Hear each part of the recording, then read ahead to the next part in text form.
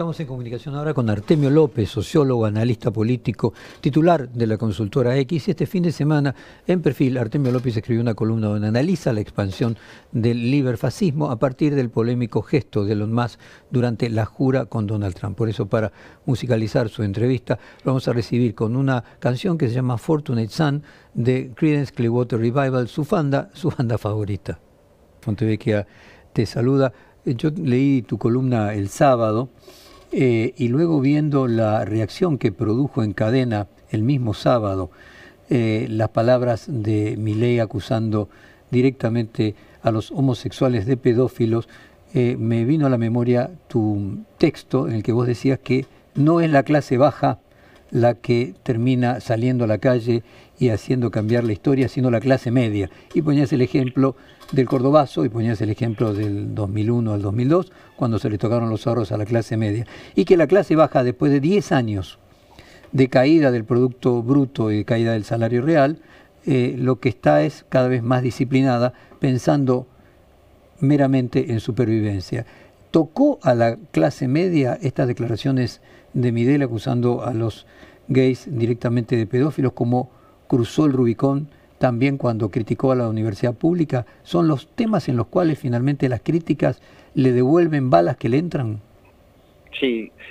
Bueno, buenos días Jorge, buenos días a la audiencia. Quiero decir una cosa antes de hacer el análisis específico que me propones.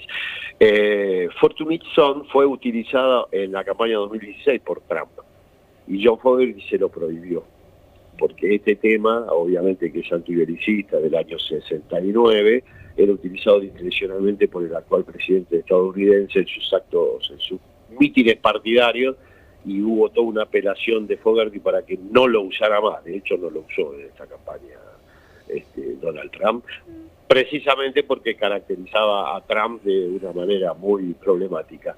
Ahora sí, ya dicho esto, quiero salvar el honor de mi compositor favorito. Bueno, sí, es evidente, la historia muestra de que las reacciones no se despliegan desde aquellos que están más postergados, sino que son aquellos que pierden derechos que ya habían adquirido. La sociedad argentina en eso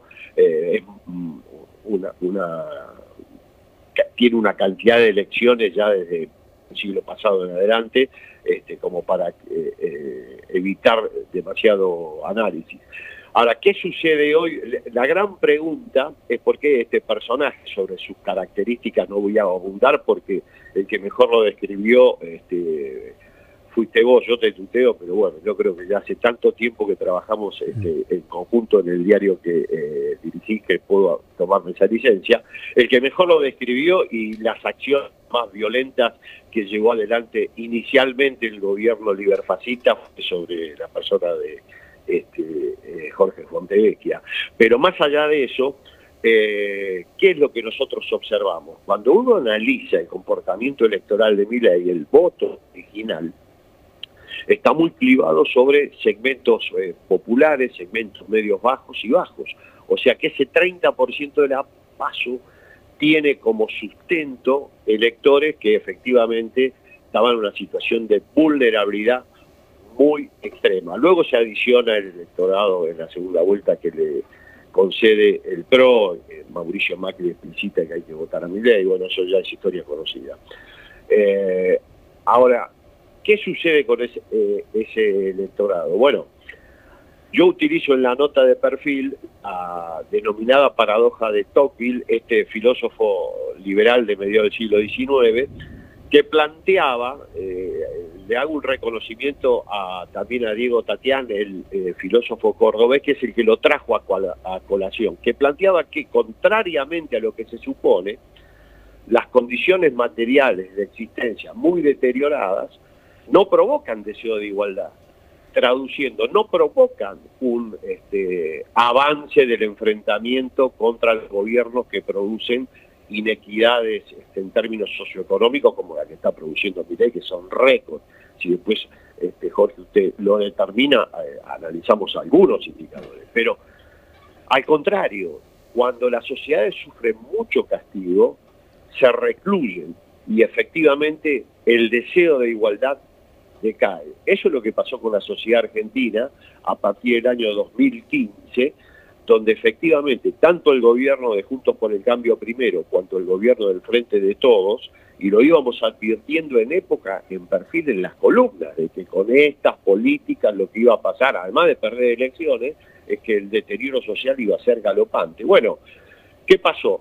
En 2019, obviamente, Macri pierde las elecciones de manera contundente.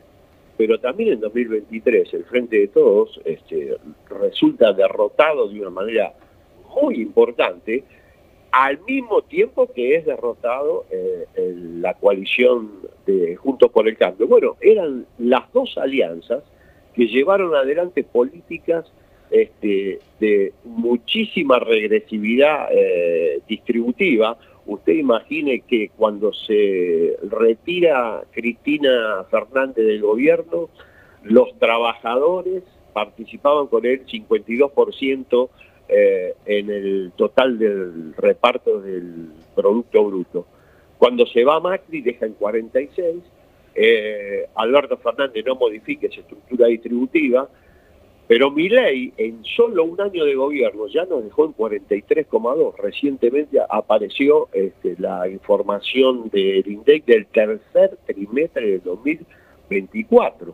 Yo creo que cuando analicemos el periodo completo de Milei va a ser escandalosa la caída en la participación de los trabajadores, por eso el aumento de la pobreza, bueno, todo lo que habitualmente se supone. Ahora, ¿cuál es la paradoja? Obviamente fueron castigados electoralmente, pero la situación de demanda de la sociedad argentina ha caído de manera notable. Eso es lo que muchos analistas nos preguntamos, ¿cómo es que frente a la virulencia del ajuste en términos materiales y a la violencia del discurso que ejerce Javier Milei, no se logra unificar una oposición todavía políticamente productiva? Bueno, yo creo que eso es producto de la defraudación con un sector importante de la dirigencia y también de las políticas de regresividad distributiva. Porque, ¿qué dice Tocqueville? No son la ausencia de equidad distributiva la que provoca el deseo de igualdad, sino al contrario. Exacto. El deseo de igualdad es producto de las políticas de equidad distributiva. Por eso es tan importante los líderes y los emergentes que proponen un país más igualitario, porque eso empodera a la sociedad y la hace más participativa y con mayor nivel de demanda. Hoy la sociedad argentina tiene un bajo nivel de demanda. Nosotros en la nota analizábamos indicadores duros. ¿Cuánto hoy implica, voy a redondear, no ser pobre en Argentina? Bueno, 1.100.000 pesos sin alquiler. ¿Cuánto efectivamente fue el salario promedio? Aproximadamente 1.200.000. Ahora, esta es la gran novedad. ¿Cuánto pide ganar la gente? 1.200.000 pesos. O sea, pide salarios que están en línea con la canasta de pobreza. El deseo de igualdad fue destruido en Argentina durante 10 años y va a costar mucho recomponerlo. Por eso este personaje puede hacer lo que hace, decir lo que dice y estigmatizar como estigmatiza a los que él considera personajes relevantes que ejercen una oposición que tiene impacto comunitario. Artemio, no por tirarte flores, pero creo que realmente diste en el clavo con la paradoja de Tocqueville de el núcleo de la problemática actual. Es decir, la Argentina se latinoamericanizó. Bueno, uno ve, en mi caso viviendo en Brasil en distintas oportunidades, pero viajando por América Latina, todos percibimos de que la autopercepción igualitarista de los argentinos es totalmente diferente al del resto de nuestros vecinos. La clásico ejemplo de que, por ejemplo, un mozo mexicano no mira a los ojos del cliente, él para servirle, o você que sabe de Brasil. Hay toda una autopercepción de no aspiración o de resignación a la aspiración de igualdad que en la mayoría de nuestros países vecinos se da en la mitad de la población con menos recursos, que nunca se dio en la Argentina, siempre gracias a lo que produjo el peronismo a mediados del siglo pasado. Eso, en la medida que se pauperiza la clase más bajas, va desapareciendo. Queda como un resabio y nos latinoamericanizamos, y esa es la explicación de por qué Milei puede hacer cosas que Macri no podía hacer, porque pasaron 10 años en el cual se perdió memoria del deseo igualitario.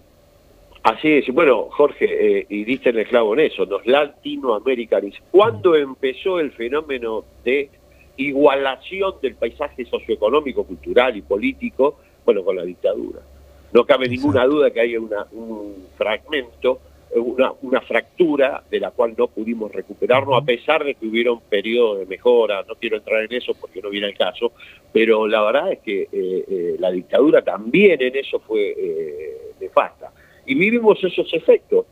La Argentina no puede ya ser pensada como un país completamente al margen del paisaje cultural y socioeconómico latinoamericano. Esa vieja frase, por acá pasó Perón, que señalaba eso que vos decías, bueno, el peronismo, bueno, eso quedó muy lejos.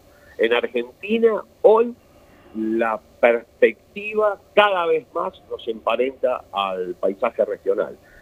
Y también cada vez más la calidad de los análisis, la calidad de las encuestas, la calidad de los y de los periodistas que comienzan a emerger como referentes de este proceso, nos emparentan cada vez más a lo peor. Por eso es tanto el estigma que cae sobre aquellos que resisten y tienen un paradigma distinto. Si la agresión que realiza Milei sobre el conjunto de la sociedad, las minorías y también sobre los periodistas hubiera sido realizada hace 20 años atrás, la reacción hubiera sido mucho más violenta, pero que Milei, somos hijos de Tocqueville.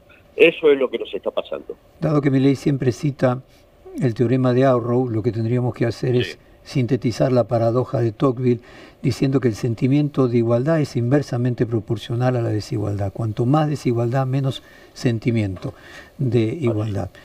Bueno, te felicito, Artemio, diste, prendiste la luz, para decirlo de alguna manera. Muchísimas gracias. Un honor trabajar en Perfil, ya hace más de 15 años. Exactamente, recíproco en nuestro caso. Muchísimas gracias y te despedimos entonces con la canción preferida de tu banda, preferida de Creedence Clearwater Revival, pero aclarando de que fue mal usada por Trump en su versión Fortunate Son. Muchísimas gracias y muy buen año. Igualmente. Acabamos de hablar con Artemio.